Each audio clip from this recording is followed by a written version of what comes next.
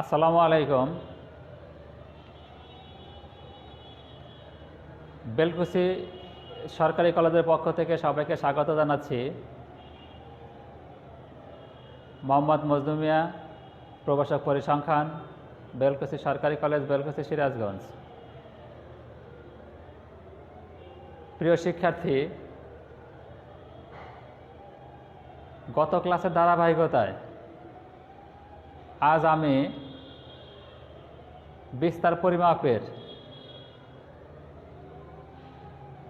পরম পরিমাপের চতুর্থ পরিমাপ, চতুর্থ ব্যবধান নিয়ে আলোচনা করব। তোমরা যারা সমাজবিজ্ঞান দ্বিতীয় বর্ষ এবং রাষ্ট্রবিজ্ঞান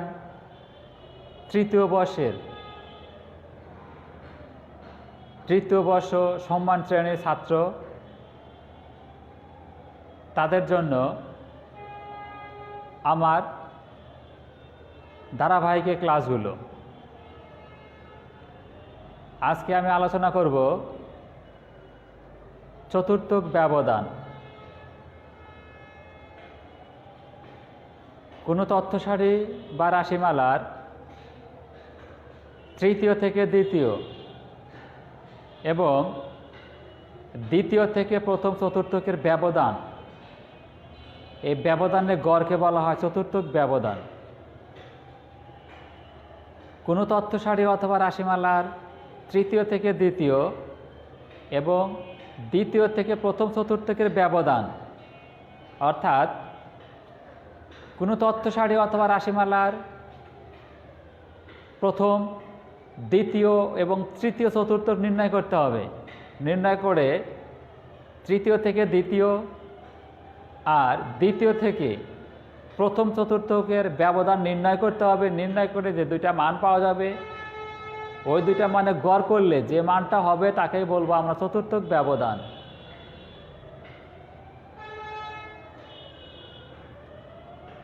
quartile deviation.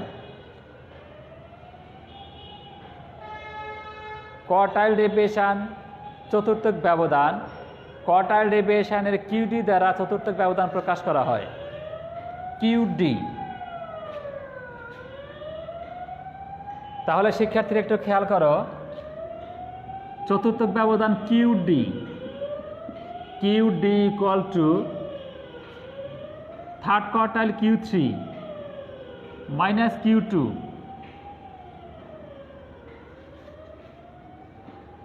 Q2 minus Q1 divided by 2 equal to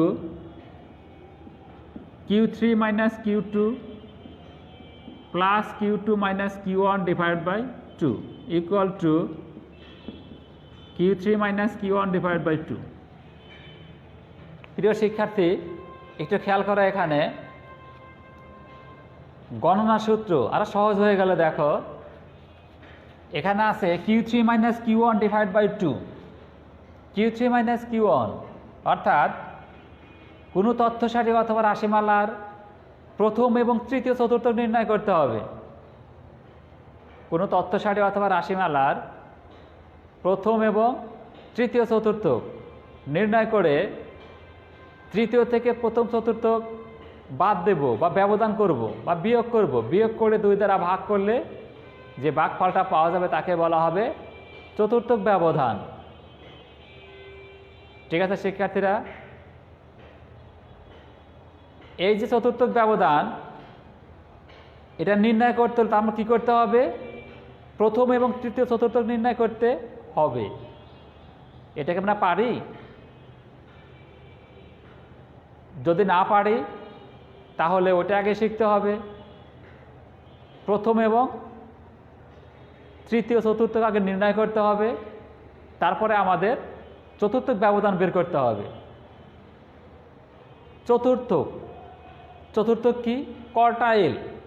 quartile হলো কোনো তথ্যসারি অথবা রাশিমালার মানগুলোকে মানের ঊর্ধ্বক্রম অথবা নিম্নক্রমে সাজালে যে মানগুলো ওই তথ্য সারি অথবা রাশিমালাকে সমান 4 ভাগে ভাগ করবে ওই মানগুলোকে বলা হবে চতুর্থ।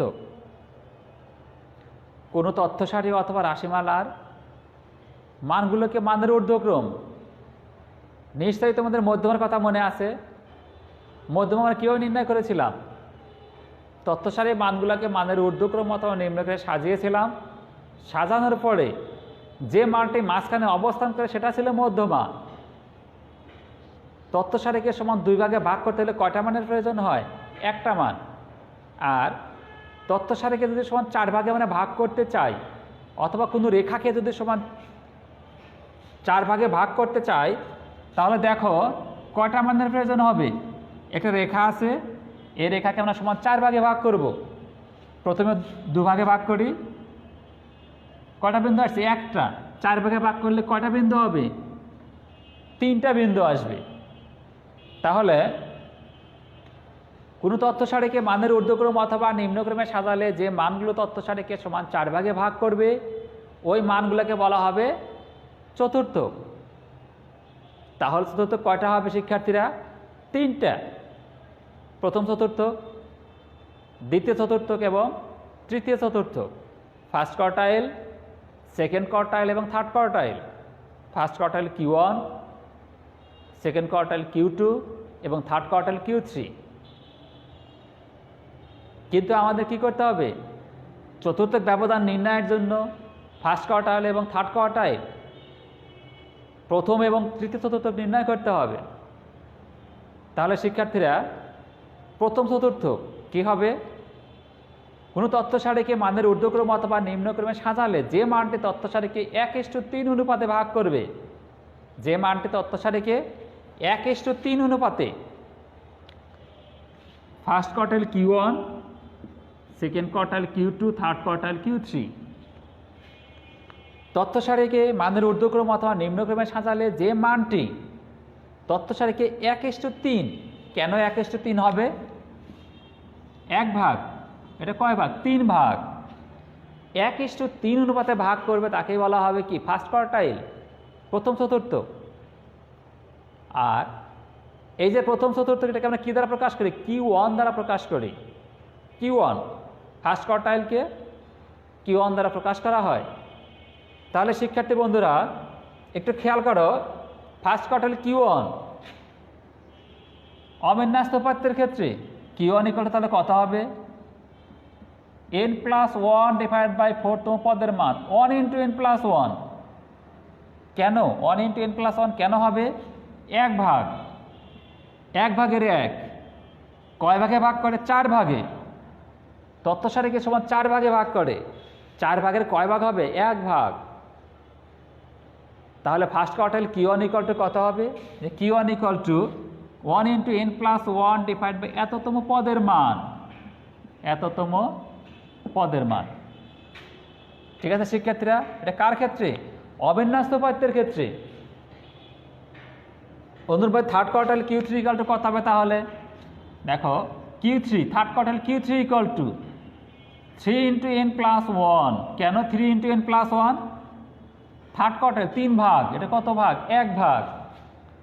3 × 1 ডিভাইড বাই 4 তম পদের মান, অথবা এত আইটেমও লিখতে পারি আমরা ইচ্ছা করলে, এততম পদের মান, অথবা 3 × n+1 divide by 4th item.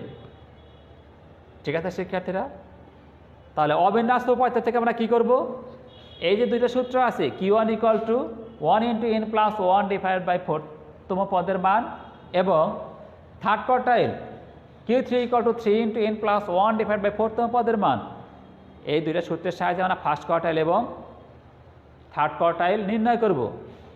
নির্ণয় করে তারপর দেখো QD কত? Q3 - Q1 divide by 2। QD এই সূত্রে প্রয়োগ করব, প্রয়োগ করে আমরা QD এর মান নির্ণয় করব। কি পারবো শিক্ষার্থীরা? হ্যাঁ পারবো। এবার বিন্যস্ত উপাত্তের ক্ষেত্রে কিভাবে আমরা Q1 এবং Q3 নির্ণয় করব? প্রিয় শিক্ষার্থী, মধ্যমা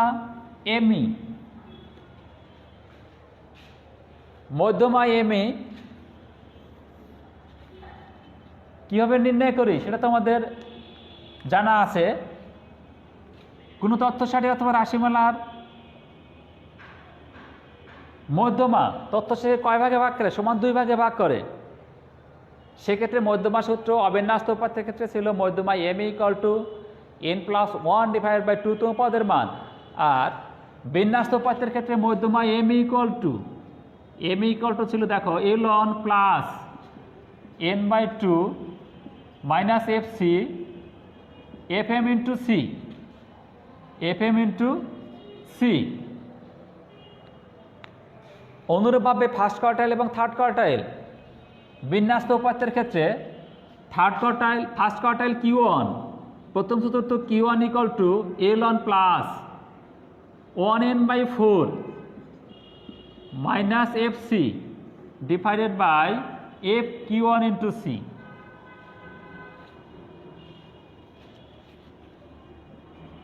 যেখানে ln প্রথম চতুর্থ শ্রেণীর নিম্ন সীমা,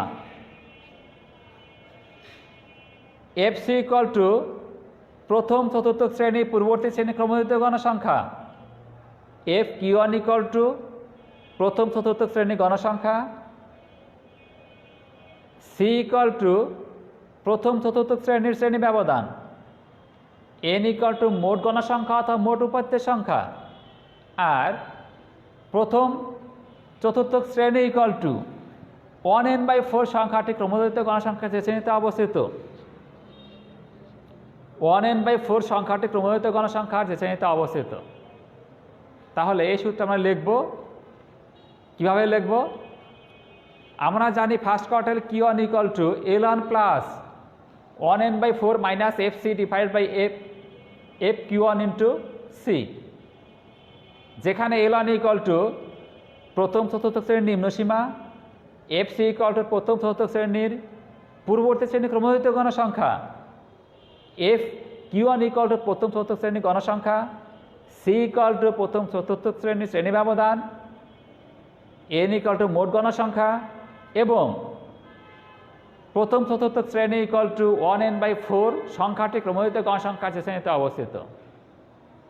অনুরূপভাবে Q3 থার্ড কোয়ার্টাইল, অনুরূপভাবে Q3 ln plus 3n/4 minus fc fq3 into c। যেখানে ln তৃতীয় চতুর্থ শ্রেণীর নিম্ন সীমা, fc তৃতীয় চতুর্থ শ্রেণীর পূর্ববর্তী শ্রেণীর ক্রমযুক্ত গণসংখ্যা, fq3 তৃতীয় চতুর্থ শ্রেণীর গণসংখ্যা, c তৃতীয় চতুর্থ শ্রেণীর শ্রেণী ব্যবধান, n মোট গণসংখ্যা, এবং তৃতীয় চতুর্থ শ্রেণী যে শ্রেণী 3n/4 সংখ্যাটি ক্রমজড়িত গণসংখ্যার যে শ্রেণীতে অবস্থিত। আবার শোনো, থার্ড কোয়ার্টাইল বিন্যস্ত উপাত্তের ক্ষেত্রে third quartile Q3 ln plus 3n/4 minus fc divide by fq3 into c। যেখানে ln তৃতীয় চতুর্থ শ্রেণীর নিম্ন সীমা, fc তৃতীয় চতুর্থ শ্রেণীর পূর্ববর্তী শ্রেণীর ক্রমযুক্ত গণসংখ্যা, fq1 তৃতীয় চতুর্থ শ্রেণীর গণসংখ্যা, c তৃতীয় চতুর্থ শ্রেণীর শ্রেণী ব্যবধান, n মোট গণসংখ্যা, এবং তৃতীয় চতুর্থ শ্রেণী 3n/4 সংখ্যাটি ক্রমযুক্ত গণসংখ্যা যে শ্রেণীতে অবস্থিত। এই সূত্র প্রয়োগ করে আমরা কী করব? এই সূত্র প্রয়োগ করে Q1 এবং এই সূত্র প্রয়োগ করে আমরা কী বের করব? Q3 বের করব। কার ক্ষেত্রে? বিন্যস্ত উপাত্তের ক্ষেত্রে। এবং শেষে আমরা কী লিখব দেখো? QD = Q3 minus Q1 divide by 2। এই সূত্র প্রয়োগ করে আমরা চতুর্থক চতুর্থক ব্যবধান নির্ণয় করব।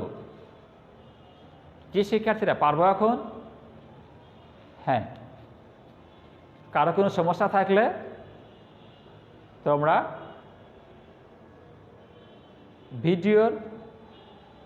ভিডিও লিঙ্কের নিচে দেখবা কমেন্ট বক্স, ওই কমেন্ট বক্সে তোমরা কমেন্ট করতে পারবা, আমি ওখানেও রিপ্লাই দিতে পারবো, অথবা আগামী ক্লাসে, পরবর্তী ক্লাসে তোমাদের যে সমস্যাগুলো থাকবে সেগুলো নিয়ে আলোচনা করতে পারবো। তাছাড়া আমার ইউটিউব চ্যানেলে সব ক্লাসে দেওয়া আছে এবং ধারাবাহিকভাবে আমরা এই ক্লাসগুলো ইউটিউব চ্যানেলে আপলোড করি, তোমরা সেখান থেকে দেখতে পারবা। আমার ইউটিউব চ্যানেলের নাম হলো লার্ন স্ট্যাটিস্টিক্স অ্যাট হোম, অথবা শুধু লার্ন স্ট্যাটিস্টিক্স লিখলে পেয়ে যাবা। সেখানে দেখবা উচ্চ মাধ্যমিক এবং রাষ্ট্রবিজ্ঞান ও সমাজবিজ্ঞান যারা সম্মান শ্রেণীর ছাত্র তাদের জন্য যে ক্লাসগুলো আমি নিয়েছি সবগুলো ক্লাস এখানে পাবা। ঠিক আছে শিক্ষার্থীরা, আমার আগামী ক্লাসে